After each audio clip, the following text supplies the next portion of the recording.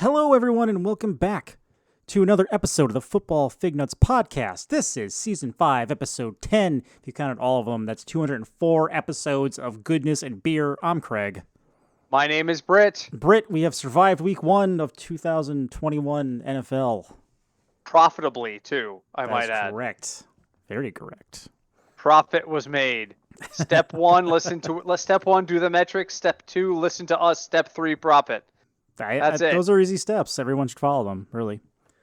It's funny because we completely whiffed on the two biggest value plays that we recommended last week, which were Elijah Moore of the Jets and what's his name? Oh my God, I'm drawing a blank. The tight end we recommended, also a Jet. Tyler Croft. Total whiffs. But if you use them and then use that money to buy the chalk, like, I don't know, DeAndre Hopkins, you made money like we did. See, sometimes it's not about hitting the perfect value person. It's about hitting a value person enough to get you to the promised land with somebody else. So a profitable week last week. I can already hear the people like, oh, but you're told to use Tyler Croft, and Tyler Croft sucks. Yep. But I saved $3,000 on Tyler Croft that allowed me to get an extra 20 points out of DeAndre Hopkins than you got when you did like 15 points by taking George Kittle. Congrats on your 15 points. I had 25 that I got off of my bonus play, and I passed you, and I took your money. Thanks so much for that, by the way. Yeah, there you go. So again, hitting the guys that nobody else predicts is great, but cashing is better. This is true. And one doesn't automatically lead to the other. It's not an automatic find value, you win money. If it were, we would have retired from doing this 4 years ago because the metric would have made us millionaires already. It's not. It's about not only hitting the value, but getting enough value out of your cheap people to afford the big people and making sure that the chalk hits. So, and if you take the wrong chalk, I don't know, like Aaron Rodgers. Sorry. Yeah. Bad call. Yep. But I'm getting ahead of ourselves. Let's go back and start where we always start. Craig, what are you drinking tonight? So tonight I have a beer that's in a bottle, so there's no sound effect. Me too. I'm about to open the bottle. This is called Jade IPA by Foothills Brewery. Our contributor Sean brought this back for me. Oh, North Carolina. North Carolina. It is it's a classic IPA. It's very hoppy on the nose. It's not as strong as like when you first tasted Road to Ruin. So it's not it's nothing overwhelming, but it does have that very hoppy tones to it. It's not. There's some light penetration. You can see my shadow of my finger through it. So we're gonna try it right now. Let's see here. Okay, well, he's trying that. I will reveal that I am having a beer tonight, too. I have the Great Pumpkin by Elysian. It's an Imperial Pumpkin Ale. It's packed with pumpkin, roasted pumpkin seeds, and spiced with cinnamon, nutmeg, cloves, and allspice. Ooh, 8.4%. That's going to be an interesting night. All right, so what do you got over there? How'd you like it? Yeah, so this is a 7.4%, and IBUs are 85. That's strong for an IBU. Well, it's an IPA, right? It's an IPA. Okay, you start drinking this, it starts to dry out your mouth. You definitely get that bite of the bitter hoppiness. Again, it's not overwhelming, but if you like the hoppier side of IPAs, this is very good. All right, so I just took a sip of mine. Oh boy, this screams cinnamon. It's like they brewed a batch of beer, threw 3 pumpkin seeds in it, and said, "That's officially a pumpkin beer. Give me a pound of cinnamon." It's strong cinnamon flavor. I don't dislike it because I love cinnamon, but if you didn't like cinnamon and nutmeg, you probably would not like the Elysian Great Pumpkin. So no. They make good stuff, though. They make good stuff. They do. They're solid. I mean, they make that Dunkachino beer that you and my wife really like. It's really good. It's like an iced pumpkin coffee. Yeah, and it's sneaky good. Sneaky good. Like, you have 3 of those and you're like, wow, this is just the most relaxing evening ever, and I don't even feel it. And then you just try to go to the bathroom and you're laying on the ground. So it's sneaky good. All right, let's move on because we're trying to conserve a little time tonight. I got too long-winded last week. Let's go straight to burning hot takes, and I'm gonna just jump in and give this week. Sure. We actually today's first question comes from a mutual friend of ours. Oh. In the streaming industry. Mm-hmm. If you're familiar with my work on Twitch, I do a stream under the name Howard Moon. I play video games, and one of the guys who supports us a great deal, and Sin has had Craig, who posts under the name Sin, has had conversations with. There's a gentleman named Bofer. Oh, wow. He is a well-known Hearthstone Twitch streamer, and today he asked me a question, and I thought it appropriate to bring it to you. Oh, no. Okay. Today, Coach Kevin Stefanski of the Cleveland Browns ruled out Odell Beckham Jr. from playing this weekend against the Texans. Okay. Bofer is in a league with other streamers on Twitch. Okay. And his question for us was, is Odell ever going to be healthy to be viable in fantasy football again? It was a game-time decision in week 1. He's already been ruled out for week 2. He's probably sitting on Bofer's roster right now.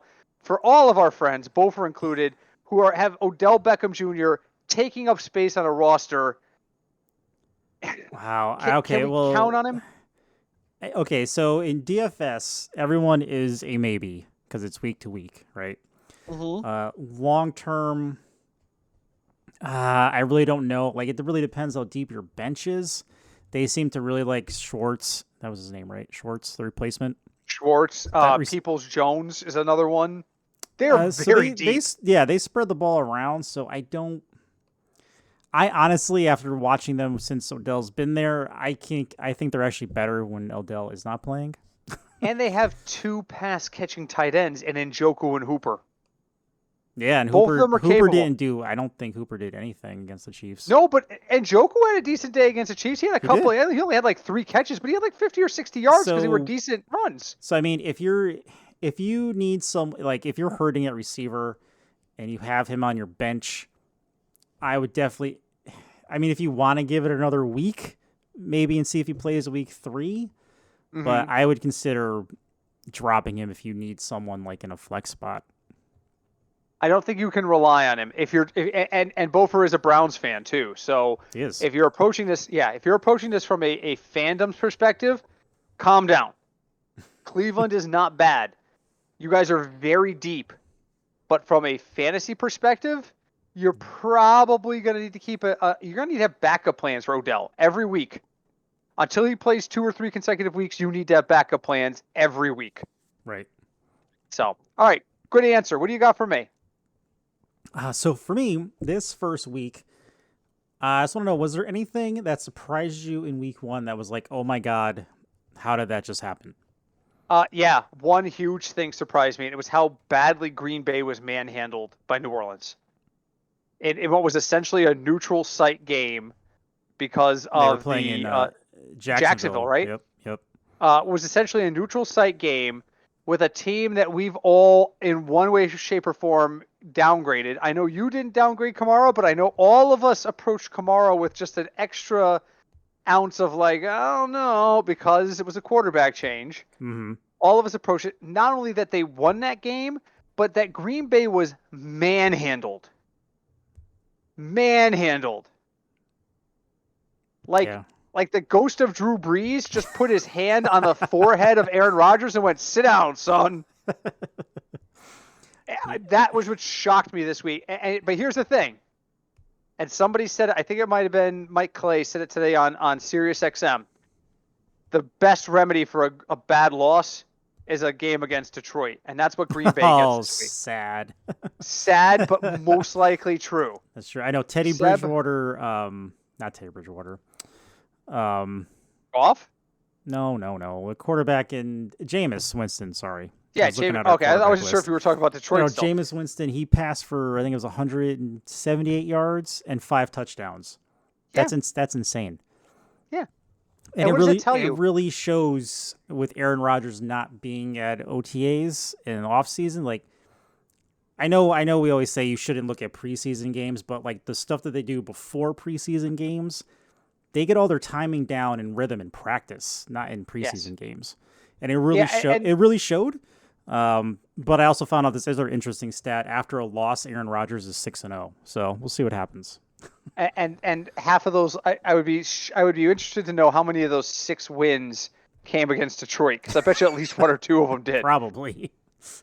My big thing with the preseason is don't overreact. Byron Pringle was getting targeted like crazy in the preseason. That's great. That does not make Byron Pringle a must draft. Right. But you're right. In terms of timing and readiness, New Orleans looked better than Green Bay, and that shocked me. What shocked you this week? There was that, and then the Falcons just, I don't know what the Falcons are anymore. Like I can tell you in a word, they seem bad. like a lost team. Yep. And again, I still blame Cinch for the Super Bowl loss, because that's when this started, but they just did not look And we good. were all in the offseason, we were all on the Matt Ryan revenge tour bandwagon. Matt Ryan was going to step up and show that he was a quarterback that could survive without Julio, and we might be wrong on that. Yep. I don't want to overreact, which is going to be my next question to you, is about overreactions. But based on what I saw, I'm not confident that the Matt Ryan-led Falcons go anywhere other than a different quarterback. You know, I mean, that team looks bad enough to be a top 3 draft pick next year. It does. And the other quick thing that was shocked me was the Titans.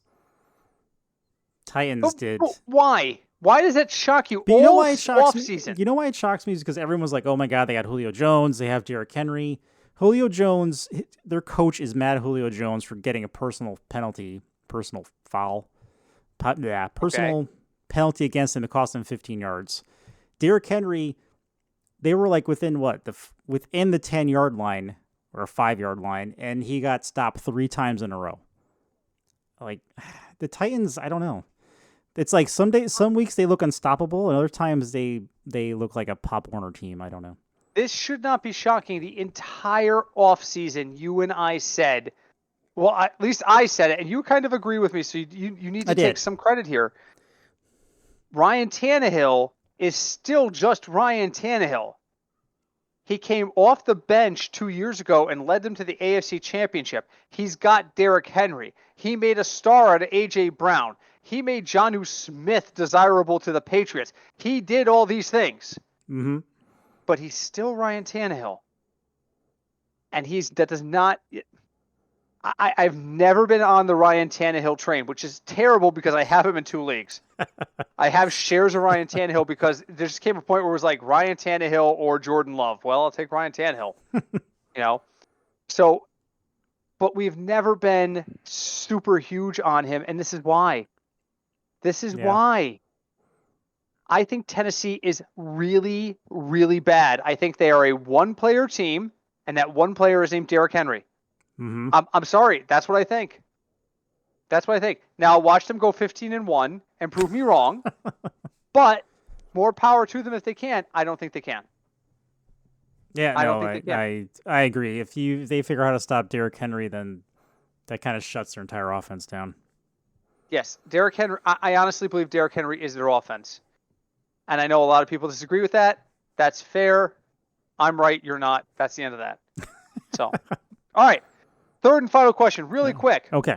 You just asked me about the most surprising thing in week 1. What is the one thing that happened in week 1 that fantasy owners are just going to overreact to? There's overreaction after week 1 is like Christmas for fantasy players. Yeah, I think let's see. Probably the Elijah Moore hype, possibly. Elijah Moore. I saw Elijah Moore in the ACI Alumni League go for $44. Because I don't know, I mean, maybe he's going to be spectacular. We don't know. Like, this happens all the time when, somebody gets hurt. I put in a bid on Elijah Moore in the ACI Alumni for $9. We have a $100 cap. Somebody won him at $44. And that dude immediately, and I won't use his name, immediately went on a victory lap. how this was the biggest acquisition, and you go big or you go home. Yep. And that's when somebody immediately pointed out to him, Jeff Wilson comes back in 6 weeks, and Trey Sermon is still a thing. Get ready to go home. Yep. Because right now, a bid of $45. I'm sorry. I'm sorry. Not more. My bad. It's Mitchell, not Moore. Elijah Mitchell. Elijah Moore is the guy in the Jets. Mitchell. That's a whole nother story. I got to tell you about the Mitchell thing in a minute. The Elijah Mitchell thing. So that's what we're talking about here. He bid $44 and he was doing his victory lap. Well, here's the victory lap I'm taking. I spent $0 on him. And now I know for a fact that any bid of $56 or more takes you out of the running for the next free agent I need to pick up. Yep. So everybody likes to do this. Oh, you got to spend your fab budget. You can't save fab. I don't agree with that. You have to be judicious in fab. Now, sometimes there is a reason to go $70, $80. I know one league, a dude paid $81 of a $100 fab budget to get Elijah Mitchell this week. Damn. Is he wrong? No. Is he easily beatable 3 weeks from now when when his starting running back goes down and the backup becomes available? Yeah, he's screwed. He's got $19 left to work with, and I've got 100. I can easily bet 20 to make sure he doesn't get his own handcuff. Easily. People forget. Jeff Wilson is not a great running back, but Jeff Wilson, every time there's a death on the Niners, and can we talk about how there's some sort of gypsy curse on the Niners? Say that. On Niners running backs every year. Raheem Mostert going down for the year was the least surprising thing that happened in week 1. Sadly, yes. Every year, it is just a clock ticking until a running back on the Niners goes down for the year. Every year. All the way back to Garrison Hurst. Go back 20 plus years. This has been a continuous problem. So it's the least shocking thing. I'm just saying. Yeah, for me, so Elijah Mitchell for you was the overreaction. The overreaction on my end is everyone is picking up frickin' Mark Ingram. Oh yeah, there's the Mark Ingram train. The Mark Ingram train is not a train. The Mark Ingram train, if you're from the New York area, there's a subway that runs from Times Square to Grand Central. It's literally a 2-minute ride because it's like 6 blocks. But it helps eliminate foot traffic between Times Square and the subway. It's a shuttle. Mark Ingram is a shuttle at this point in his career. You just paid for a shuttle. And by the way, that shuttle costs the exact same amount if you're going into the subway system as it does if you're going into from a subway that takes you from one side of New York to another. It's like the same $4. You just overpaid for a walk that, unless it's raining, you could have made in the same amount of time, because it's literally a 2-car train that drives 3 minutes, unloads everybody, reloads, stands there for 10 minutes, and then drives back. And in that 10 minutes it's waiting to fill, you could have walked the distance. Yes, for free. That's for free. That's 2021 Mark Ingram. And that comes from a guy who loves Mark Ingram, who has drafted him every year up to this point for like the last decade. Yeah, you've always managed to have him somewhere. I have 0 shares of him this year. 0 shares. And you know why? Because I'm not paying $4 for the shuttle ride. I will walk the 6 blocks.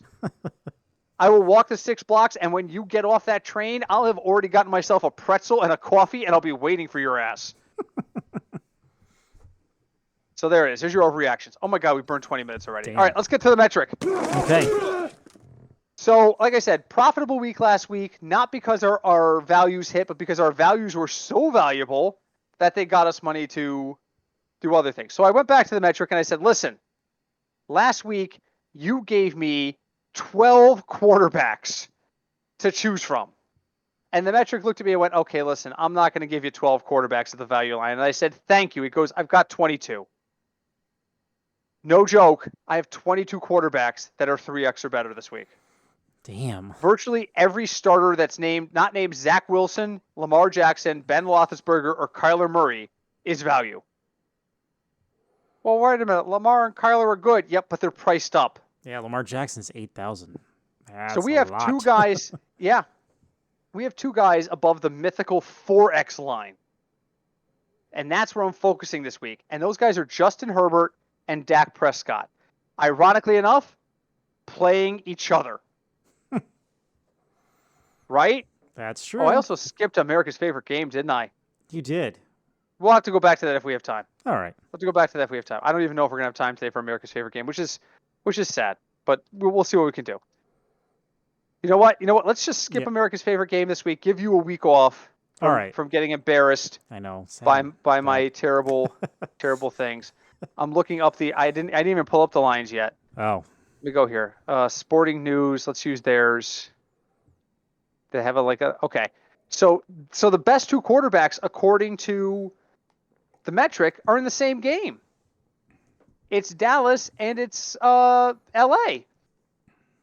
Where is it? I'm looking for that game. I want over-unders. Why? I don't want to see the spread. Here we go. Over-unders. Where is Dallas and LA? Cowboys at Chargers is a 55.5.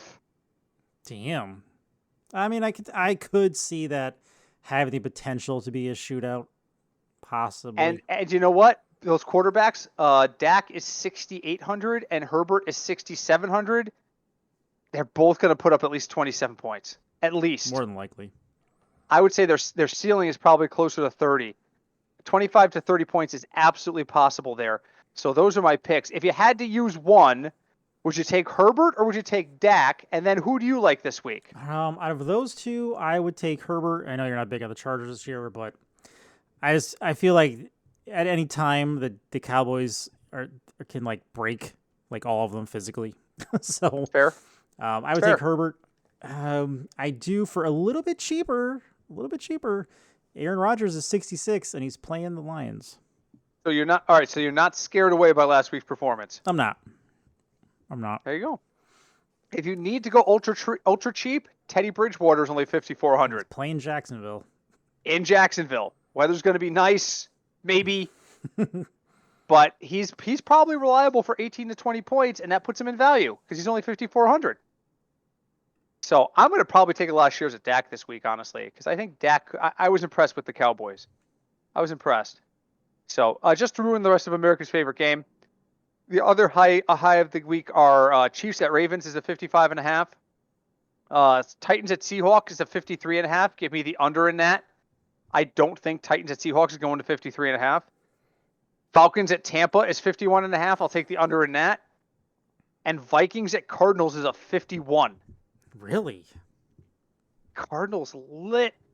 Oh my God, the Cardinals look so good.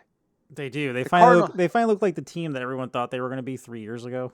I'm always a year behind the trend. Last year, wasn't I screaming about how good Kyler Murray was? You were. Kyler Murray. Oh my God, Kyler Murray's. A year later, I'm freaking right. I'm always a year off. I'm like Kyler Murray's having. I was a year early on Kyler Murray. Oh my God. Yeah, I think that game's gonna be big too. I would take the over there. Niners at Eagles is a 50.5. I would just steer clear of that because again, those are two teams that could score 25 each or score 3 each. You have no idea. So but there's several games. So Chiefs at Ravens and Cowboys at Chargers have the highest over unders. They're probably where you should be targeting. Games to avoid: Giants at Washington is a 41.5. If you need someone to tell you not to take people in that game for DFS, then you probably should be listening to us because that's kind of obvious. Yeah. The next lowest is Patriots at Jets. Again, really obvious. The easy plays this week are the easy plays, and the easy avoids are the easy avoids. So, all right, back to the metric. Let's talk about running backs. Okay. So I said to the metric, give me a name. And they said, I got somebody at 3X. I said, great. Are they cheap? And he went, no. Oh.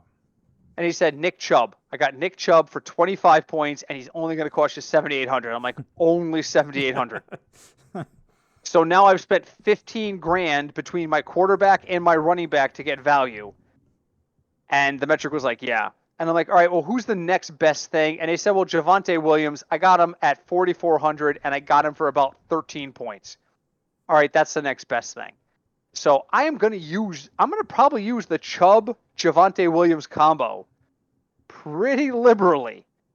That's how I'm going to balance this out. If I'm going to pay up for Nick Chubb, I got to balance it somewhere. So I'll use Javonte Williams to balance it, and I'll use Chubb and Williams in a lot of lineups. Craig, who do you like this week at running back? I do like Chubb because he's playing Houston.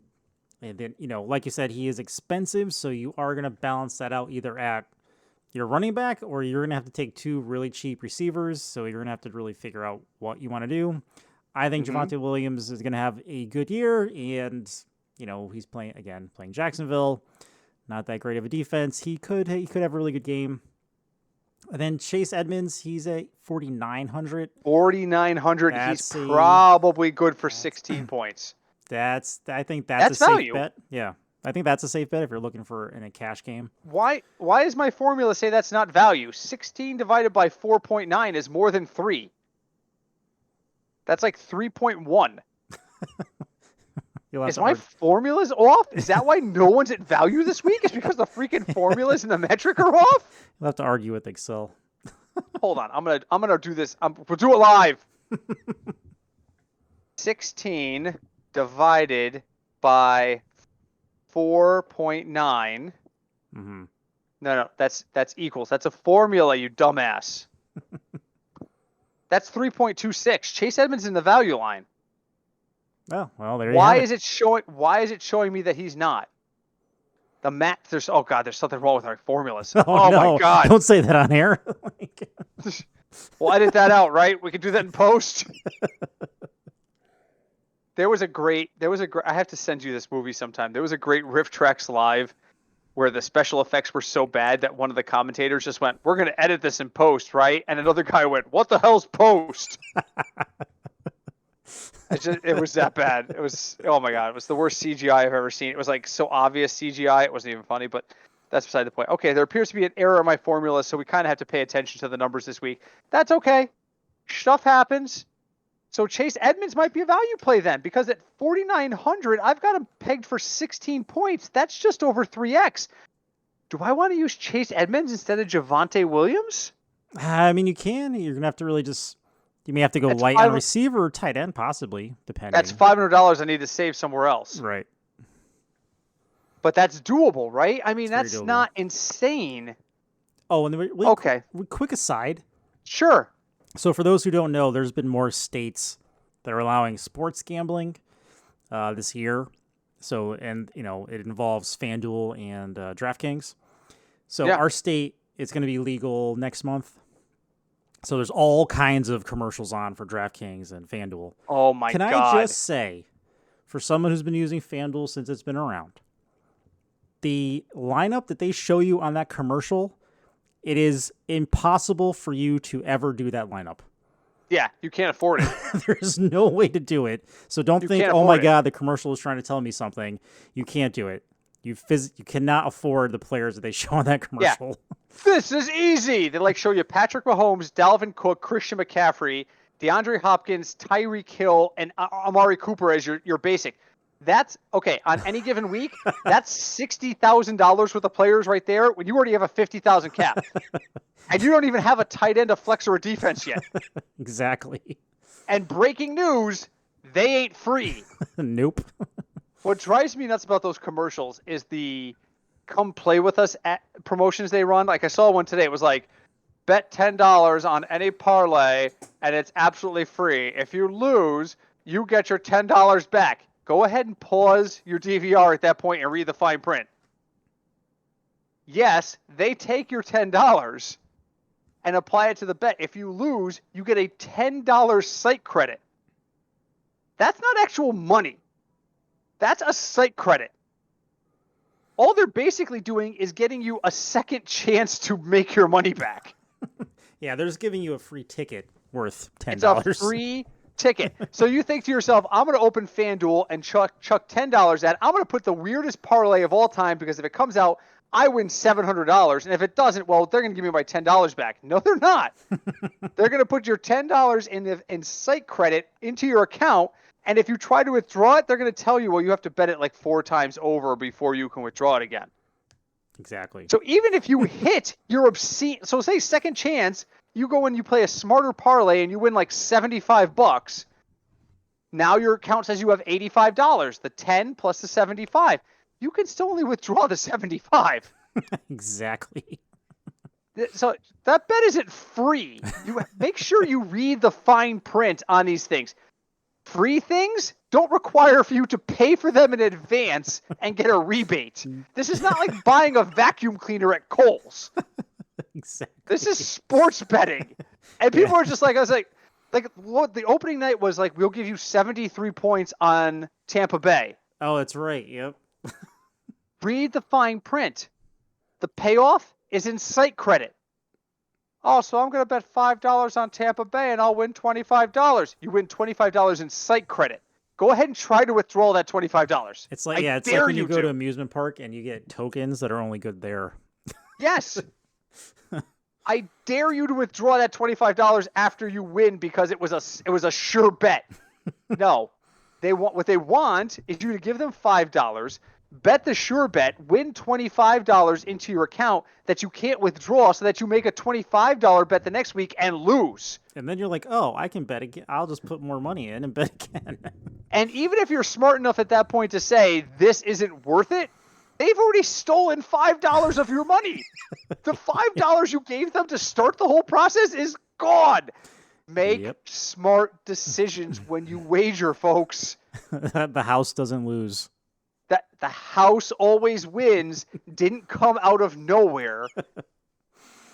I swear to God, there's a verse in the Bible somewhere, and yea, Jesus said unto them, the house always wins.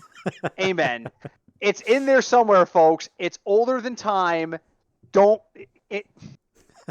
it mean you can't win betting sports? No. It means if you play smart and you do the right thing, sure, you can possibly win money. But first off, never expect to win. No. And secondly, always approach it as if I'm going to lose. Every week, when I put on my DFS stuff, I look at it, says you have X number of dollars wagered.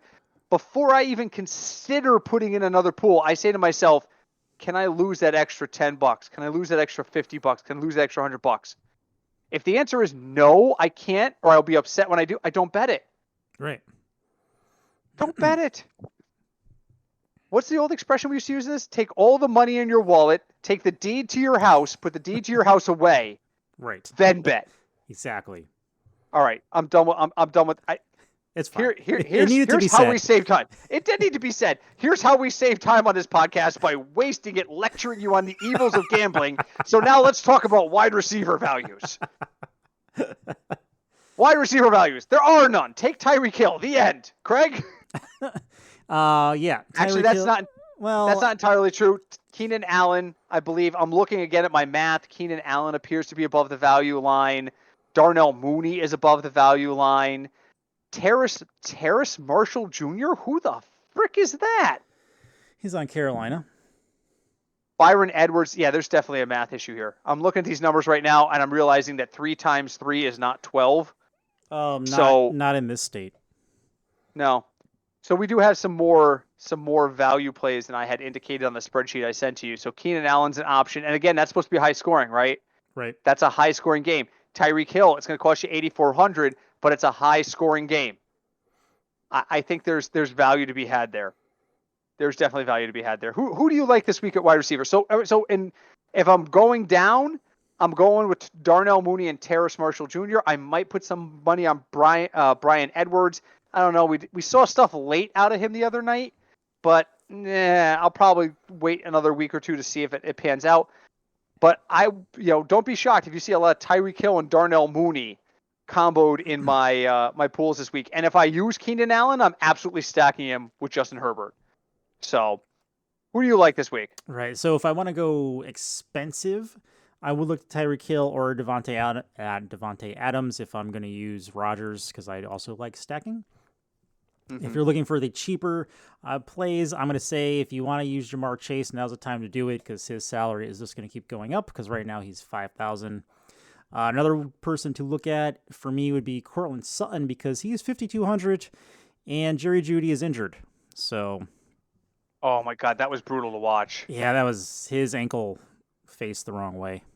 Craig was here when that happened. Oh my God, I just reran the numbers on wide receivers. Now everyone's in value. I think I screwed it up the other way. I've got like 11 people at 3x.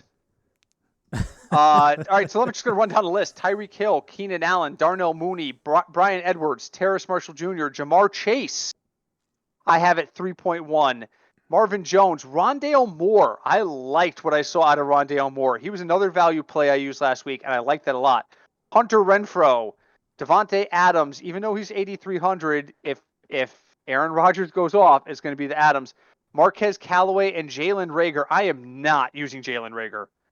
Can we just have that conversation right now really quick? You're not the end. No. Under no circumstance, I would use Marquez Callaway all day long before I would use Jalen Reagor. All day. All day. Oh my God. I feel terrible that my formulas are off now. I have no idea how this happened. But I'm really embarrassed. I got to go back and rerun the running backs really quick. This is not going to be the episode where we save time. I'm just telling you. All right, we'll do that next week.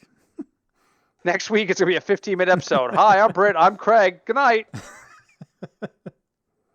I might just have to... while you're doing that, quick thing about the Cowboys and Chargers. The defensive end for the Cowboys, DeMarcus Lawrence, broke his foot in practice. So... you want to lean Does that really affect anything? I think it affects Herbert and Eckler.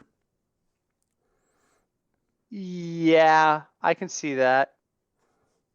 Okay, I'm rerunning the running back numbers. Oh my God, I've got 4 running backs in value. All right, let's hear them. Nick Chubb and Javonte Williams, Chase Edmonds, AJ Dillon. Really? AJ, oh my God, do I really want to go back and run quarterbacks again? We already have 12 of them. All right, let's do it. I'm scared. Do it. I'm scared. I don't want to. The button must be pushed. The button must be.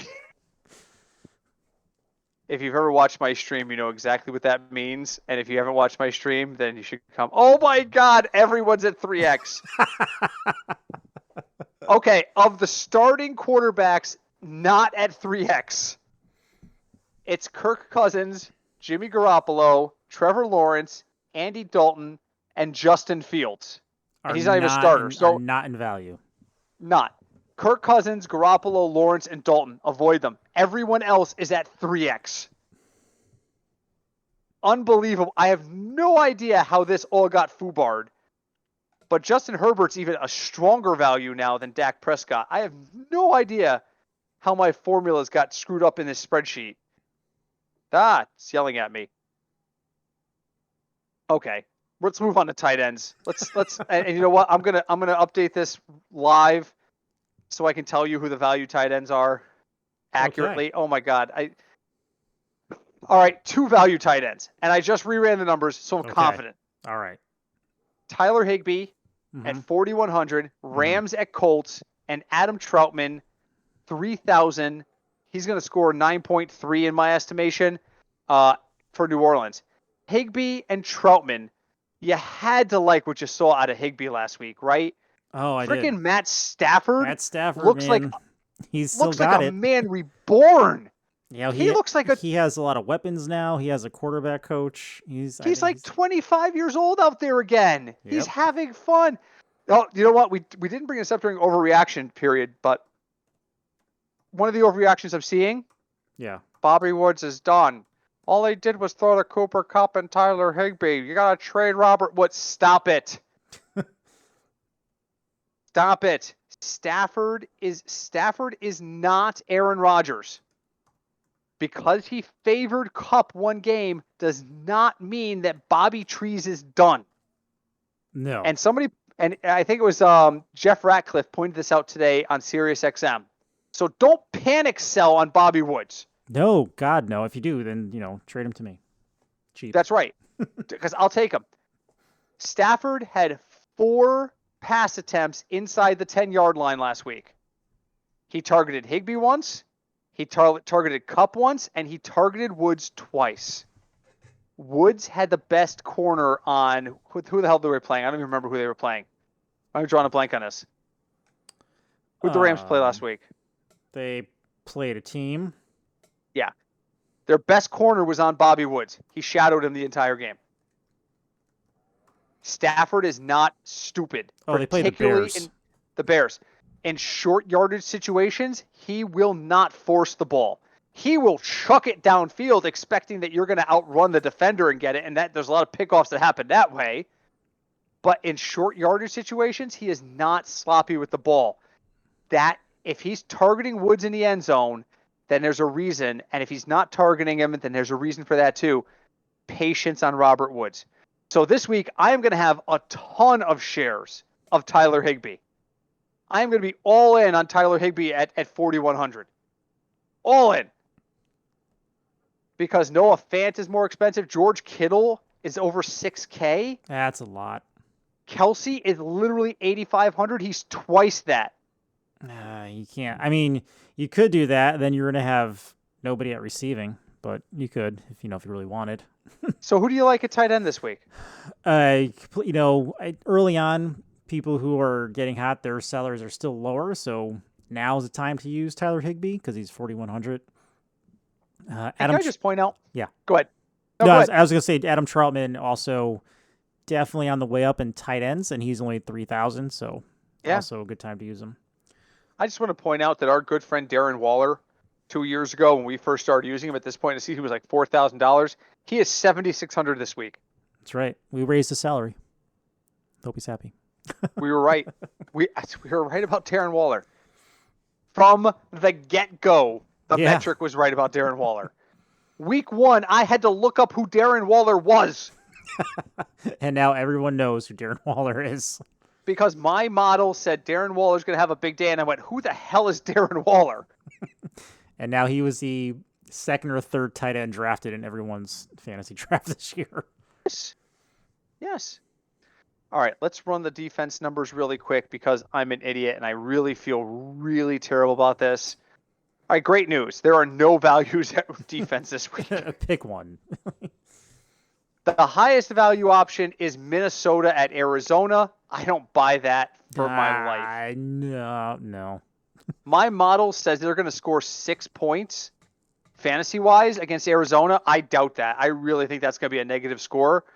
The next option is Miami hosting Buffalo. Don't buy that either. Philly, San Francisco. Nope, don't buy it. So you know what I'm going to do? I'm going to spend $3,100. I'm going to take the Saints at Carolina. I'll take the Saints. I think they could score 6 points. It's not quite value, but it's barely 2x. But it's the best option. Like the next team down I have is Colts versus the Raiders. Colts versus the Rams. Colts versus Rams. Colts Rams? Yeah. I wouldn't take a defense against the Rams. The next one is Pittsburgh. Pittsburgh in Vegas. I wouldn't take a defense against Vegas at home. Not after what we saw with Vegas or do the other night. Vegas looked better than I thought they would, but I think it's short-lived. Could be. I don't think Vegas. But I'm looking at the rest of these games. So Chargers, Dallas, no. Browns, Houston. I'd take the Browns. The problem is they're 3,500. So pricey. Would you take? So let me put it to you this way: in either or, would you take the Saints defense at Carolina, or would you rather have the Browns hosting Houston? I would take the Saints only for money purposes, really. 400. That's $400 at this point. $400 is a lot. This week, that is a lot of money. If you really want to spend, look at Denver would be an amazing defense to take, but they're $3,800. Yeah, that's expensive. Yeah, first off, I'll apologize that I had to do these numbers on the fly, just because my formula appears to be corrupted. But there's some value out there, but it looks like your best value potential in a lot of positions is chalky. It's Herbert and Prescott at quarterback. It's Nick Chubb at running back. It's Tyreek Hill and Keenan Allen at wide receiver. It's Tyler Higbee, who's not quite chalk, at tight end. And so you can't really afford. You need that $400. There's a strong chance you need that $400. You can't afford to pay up for the Browns just because they're playing Houston. Right. Oh, I don't know. Well, hey, the good news is, even though I screwed this up and we got it corrected, which is good. We're good. We did, and I screwed up America's favorite game. I apologize for that. We will definitely have America's favorite game coming back. You know what? I'm going to issue you a challenge. Okay. All right. Next week, I want you to look up the lines. Oh, we're going to reverse it. All right. Nice. And I will play America's favorite game for the first time in 3 years. And then America can mock me when I get it wrong. Awesome. We can do that. I think that's a great idea. I would love to do that. Let's do that. We should do it. Let's do that. But you know what? We're just about out of time. So we did make up the time that we lost, even though I ranted on how you shouldn't just bet your house because DraftKings is offering you a free bet or FanDuel. And then told you who to bet on.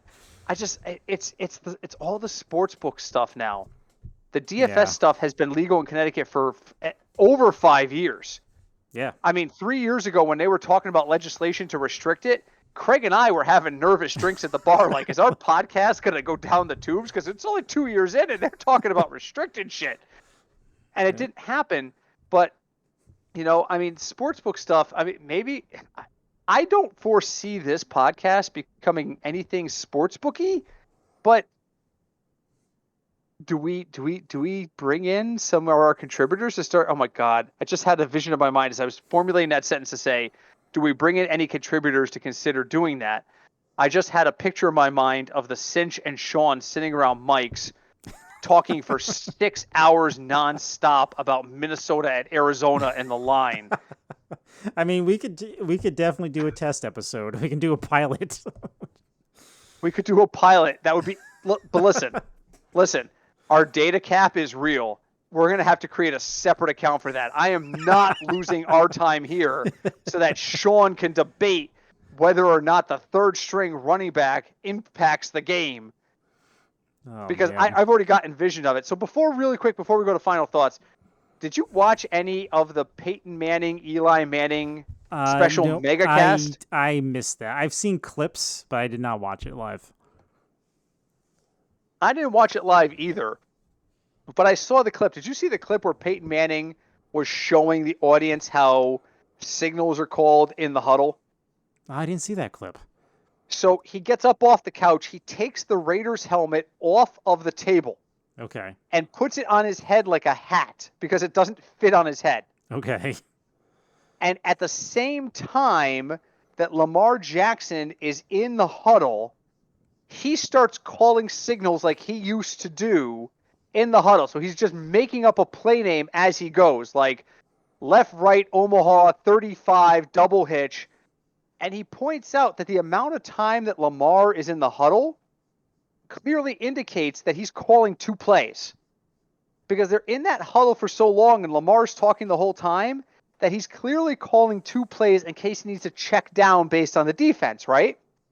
Oh. And it was really interesting to see because we don't get to see that part, right? We don't hear what goes on in the huddle. Right.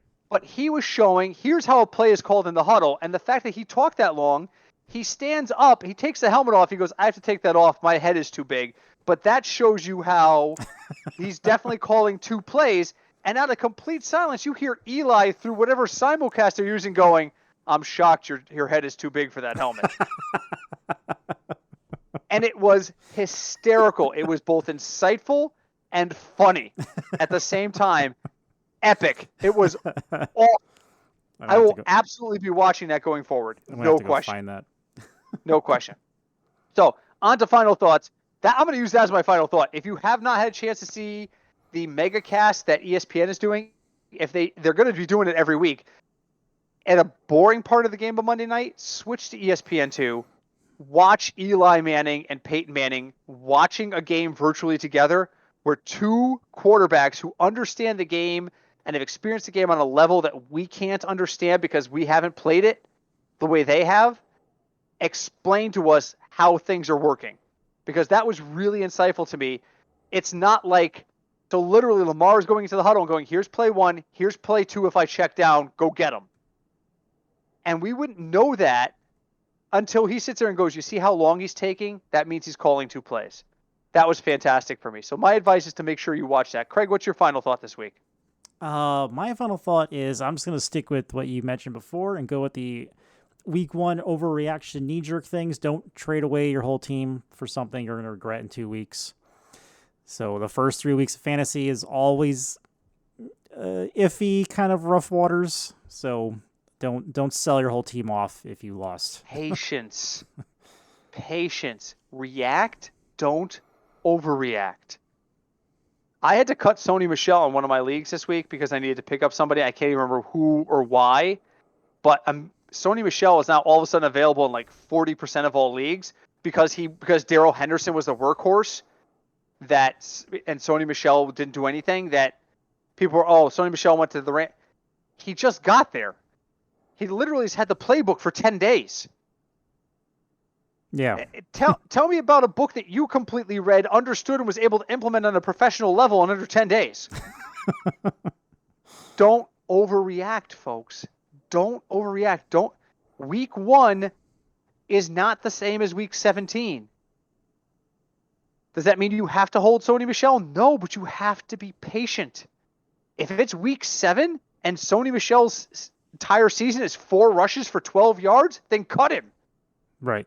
But don't cut him after what happens if Darrell Henderson goes down? Henderson's been hurt before. Yeah, I mean, he hurt his hand before, so. 2 years, they didn't draft Cam Akers because Darrell Henderson was a dependable workhorse. I think Henderson's going to emerge. I really do. But if he doesn't, and you've got Sony Michel on your bench, you may have just hit championship gold. I remember 4 or 5 years ago, really quick, going into the playoffs, somebody out of frustration released Tom Brady in our fantasy league. Right. And I was thin at quarterback, so I picked him up and I stashed him as my third QB. He started every game of our playoff season for me and won me that Super Bowl. Oh, nice. As much as I dislike Tom Brady as a general rule, he won me that Super Bowl because somebody else panicked. I won a Super Bowl. Don't be that guy that panics. Watch your waiver wire. React to the panickers. Don't react to the panic itself. That's good. Somebody should put that on a pillow.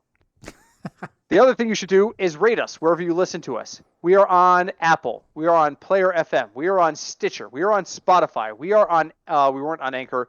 Audible. We are on Audible. I always say Anchor and I meant Audible. We are virtually anywhere you can listen to a podcast. Leave us a review. But if you really want to talk to us, reach out to us. We are at Fignuts DFS on Twitter. We are fignutsdfs@gmail.com. We are the Football Fignuts on Facebook. Reach out to us. We love to hear from you. To that point, Carmine, waving at you, man. We haven't heard from you in a couple weeks. Want to hear from you again. Hope you're doing well. And hi, Deb. Hi, Deb. Because hi, Carmine. Craig was waiting. Craig was waiting. I was. He was. So, all right, we're going to cut it there just because we're completely out of time. Talking about all this other stuff, which is important, has eaten up our time. We'll be back next week. Have a great and profitable week 2. Enjoy the football, everybody. Until next week, my name is Britt. I'm Craig. And we are the Football Fignuts Podcast.